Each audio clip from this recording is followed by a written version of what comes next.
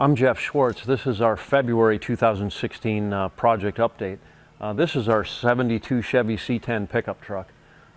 This was a Tennessee Highway Department vehicle. You've seen it probably on previous episodes. Now we're underway of doing all the rust repairs. This body had been dipped prior to us doing that.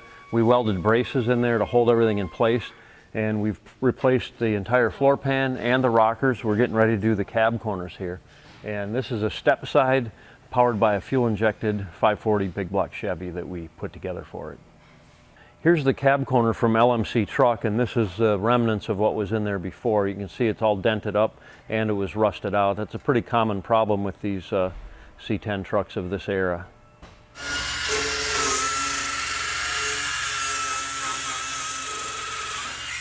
As with virtually all reproduction parts made in Taiwan, the pieces never actually fit properly when you put them on. So in order to do a quality job, you have to dissect that piece. It's great that companies make these pieces because otherwise you'd be fabricating it from scratch. But what we've had to do here is do some pie cuts down here to get it to bend in more. This was not a 90-degree bend, it was kind of bent out like this.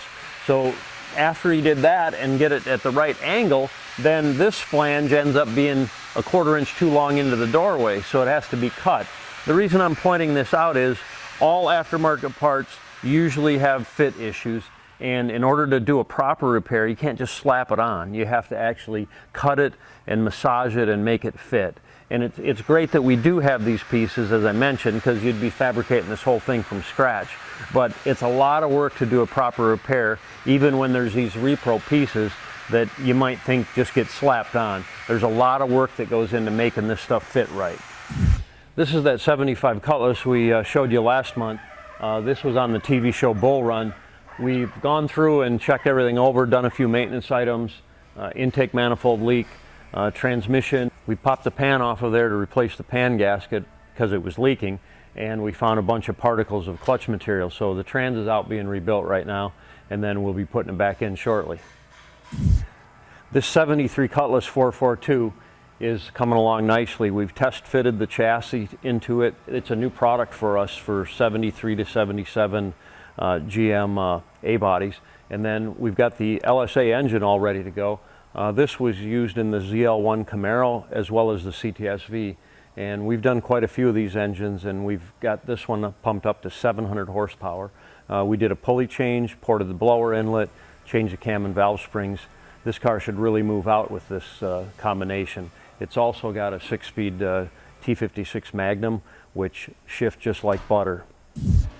For those of you that watch other car shows out there, such as Detroit Muscle on Power Nation TV, we just did a Challenger chassis for their project Ultraviolet, and this one is a Mopar B-body chassis. This one's a slightly larger chassis for the Chargers and so forth. This one's also getting a Hemi like that car on Detroit Muscle. If you hadn't seen any of those episodes, look at PowerNationTV.com and you can look up all the back episodes of Project Ultraviolet. What we've got here is a 2nd gen F-body. We see this time and time again where someone takes a car to a shop and is promised a really good price for really good work. And there are no such things as quality work with a super cheap price. So you truly get what you pay for when you pick a reputable shop. I'm going to point out a few things here, and this car has been in a couple of different shops over its lifetime, so I'm not trying to point fingers at one shop versus another, but there was workmanship here that is definitely not our type of workmanship. Right here, this floor pan had been replaced, and this rail looks like it had been replaced, but it's not welded. You can actually see a gap in here where this is supposed to be spot welded to that. So when they put that in there, it wasn't attached. And this is a main structural member of the car. In the wheel well here, we have the outer wheel well piece here and the inner wheel well piece here. This has been replaced with a mini tub kit, which is a wider wheel well. However, when they removed the previous inner wheel well, they did not take all the material out of there. They just cut it like with a plasma or a sawzall and left a layer of metal up in there. So what we have is the remnants of the old wheelhouse flange with the new wheelhouse welded to it. So normally we would take all of that off of there, and in this case it's not really going to hurt anything because this ends up getting seam sealed anyway. However, we've got extremely wide gaps, and it's just not really quality work. This 70 Chevelle convertible is one of 3 70 Chevelles that we have in the shop right now, one of 2 convertibles. This one we painted it black. It's going to get white stripes on it, and we're in the process of doing emergency brake cables right now and putting everything together for the final assembly. This 66 Nova should be done here in a couple of weeks. We're waiting for a couple things from powder coating, ceramic coating of the exhaust, and the wrinkle finish on the blower top and the valve covers. So this one also has a LSA engine from the ZL1 Camaro. This one's making about 600 horse. So this should be a fun car to drive, and we should have it on the road here shortly. The Thrash Fest has officially begun for the Rebestos 69 Mustang project. We're putting it together now. We painted it, and it is going to be at the Keystone The Big Show in Washington, D.C. in a couple of weeks. So we're looking forward to firing it up here shortly. And this Boss 302 with the Schwartz G-Machine chassis will be campaigning most of the Good Guys Autocross series this year. So if you're out in an area where they have a Good Guys event, please come out and see us, and maybe we can take you for a ride. When you put that giant Boss 302 Coyote engine in a 69 Mustang, there's not a lot of real estate left in the engine bay. So we've got the Ford Racing computer mounted up here. We've hidden all our air conditioning hoses and our heater control valve inside the inner fender, and they basically run along here through these fabricated brackets and then into a bulkhead connector here. We always use Vintage Air products for our air conditioning system, and this one has a heater and air conditioning. These are the Rebestos brakes, the best in brakes, and once again our RideTech coilovers and Schwartz G-Machine chassis. On these Mustang chassis, we cut off the factory front rails, and our chassis bolts into the factory core support and the entire unibody structure underneath the car. So really a good setup, and it has room for the Coyote engine, which the stock Mustangs don't because of the shock tower area. On a normal Mustang, there's a shock tower that protrudes into the engine bay here. With the Coyote engine, there's no room for the engine in that body. So with our chassis, we eliminate that, and we've got a good inch clearance on either side of the engine here for steering components and chassis clearance. So really a nice setup. We've got our firewall brace here bracing the shock towers, and that helps when you're going around the road course. When you're doing an engine swap on an older car, it's really a pain in the neck nowadays to try to find radiator hoses to fit your swap application.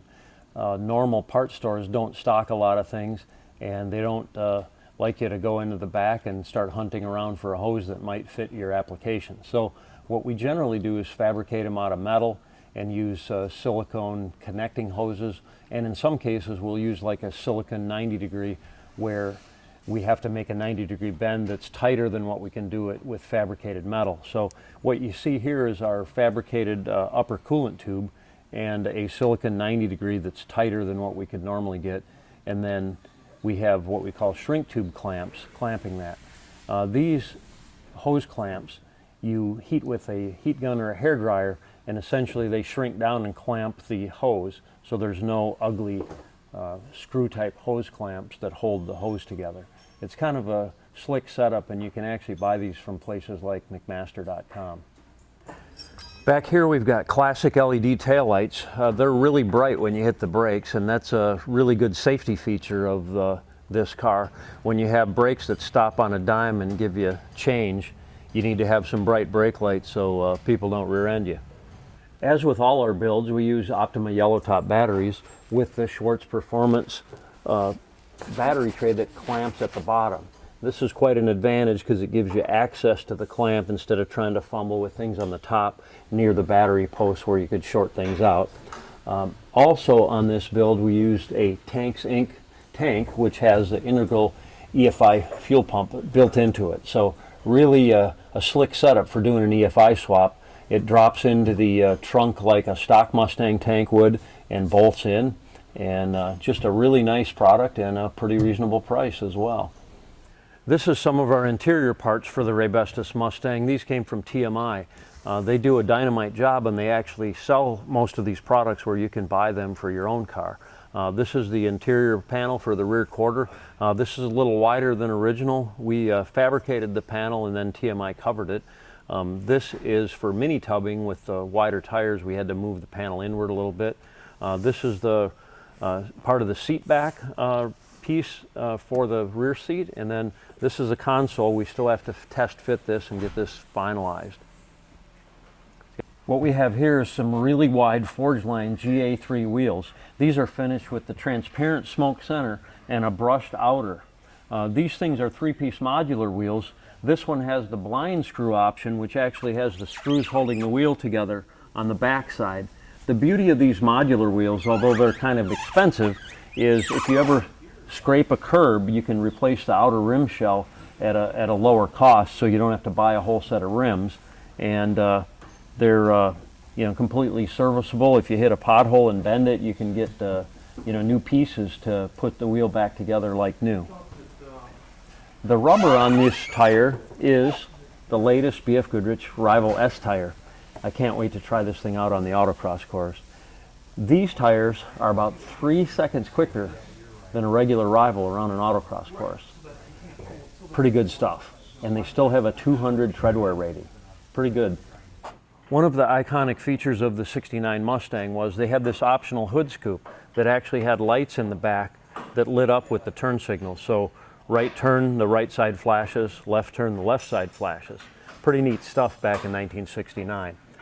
This scoop will go on the hood right here, and then we also have some red graphics that you can see from the rendering.